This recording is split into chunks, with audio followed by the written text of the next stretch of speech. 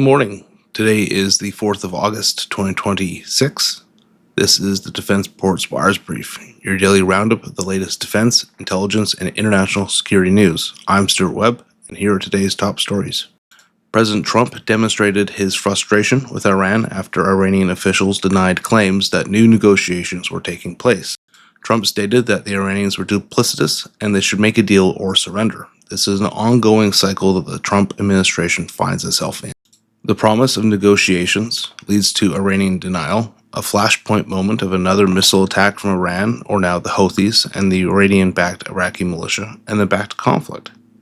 Iran has more time to wait out the Americans than the Trump administration does to pressure Iran into a deal concerning denuclearization or on the Strait of Hormuz.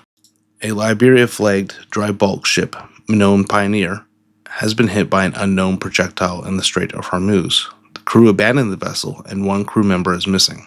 The projectile reportedly struck the engine room and a fire broke out in the accommodation area. Saudi Arabia is moving to ramp up oil flows in its east-to-west pipeline to full capacity of 7 million barrels per day to avoid the Strait of Hormuz. Aramco, Saudi's oil giant, is expecting full capacity in the pipeline within days. According to sources, the U.S. Army has used up much of its stockpile of long-range missiles during the 5-month war with Iran.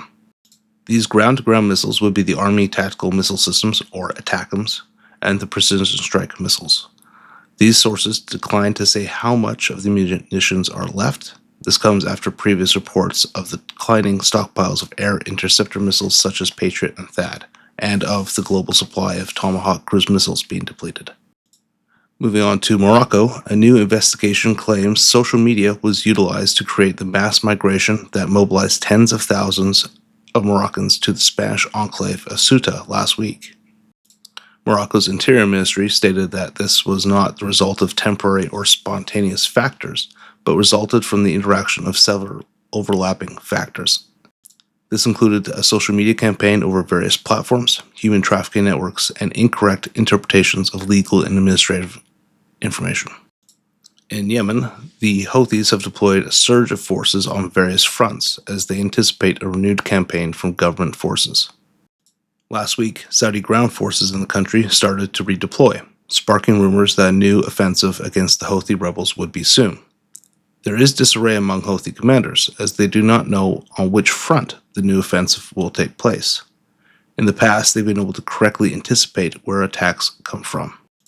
The Lebanese military intercepted a shipment of 122mm Grad rockets that were smuggled from Syria into Lebanese territory.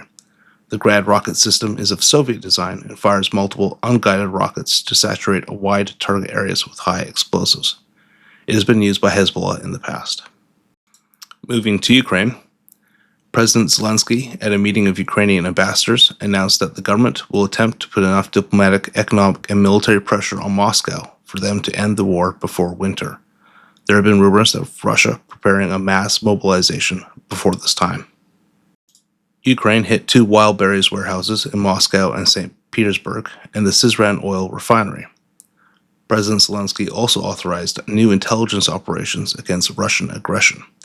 This comes after the 40-day Operation of Influence was authorized, which was a separate SBU operation designed to increase pressure on Russia and push Moscow toward ending its war against Ukraine. Moving back to Africa, Sudan's Security and Defense Council banned any army presence from mining areas, while ordering the confiscation of weapons and military vehicles found in violation of the directive. The council also established special courts to prosecute drug trafficking, human trafficking, and the smuggling of weapons and gold. This is seen as a measure to remove not only organized crime, but also corruption in the mining sector as the government attempts to reinforce state control of it. News from Canada, the Canadian government plans to cut its peacekeeping contribution and will rank about 100th globally. As of February, Canada contributed 27 police and military personnel in total.